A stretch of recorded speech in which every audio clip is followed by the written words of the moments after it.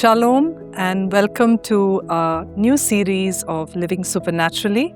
This is a time where we look into God's Word, choose a topic, and pray at the end. We hope and trust that through this series, we will be blessed. Today we're going to be touching upon Jesus in His relationships. When we think about Jesus, we often focus on His miracles, on the ministry, on His teachings, and the sacrifice on the cross. One of the aspects that we're going to be looking at through this week is the way that He related to others and in other relationships while He lived on this earth. We see that Jesus had, right from His deep connection to the Heavenly Father, to His tender compassion to people around, Jesus showed what it means to have true and godly relationships.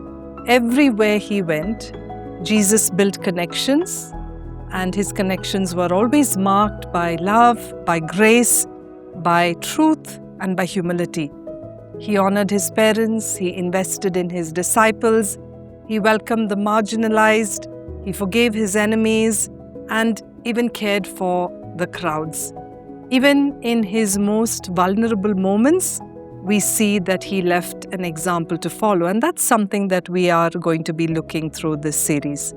So this series will help us reflect on Jesus in His relationships.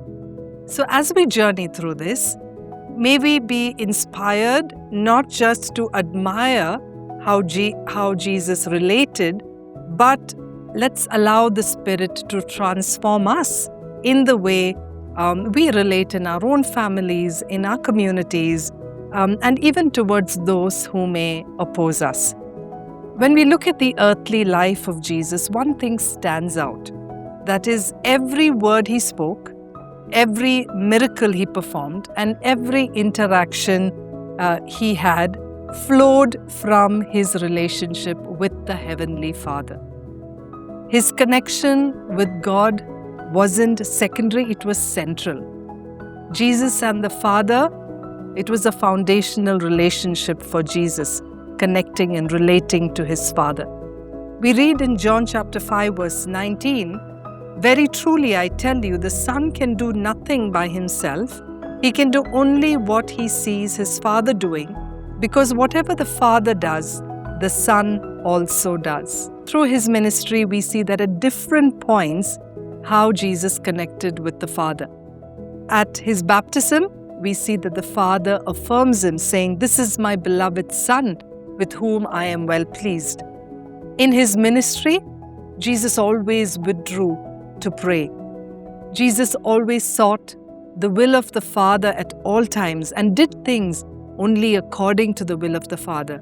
Even in Gethsemane, we see Jesus prayed surrender and said, "Not my will, but yours be done." We see Jesus lived in perfect unity with His Father, and because of that, He was able to love others unconditionally. He was able to forgive His enemies, serve with humility, and even live with authority. So if Jesus Himself needed to remain deeply connected to the Father, how much more should you and I? Our identity, our strength to love, and our ability to forgive all begin in our relationship with God. So when our relationship with our Father is our foundation, we no longer demand from others what God can give us, which is our worth or our joy or our sense of being loved. Let's, like Jesus, remain dependent and connected to our Heavenly Father. Let's pray together.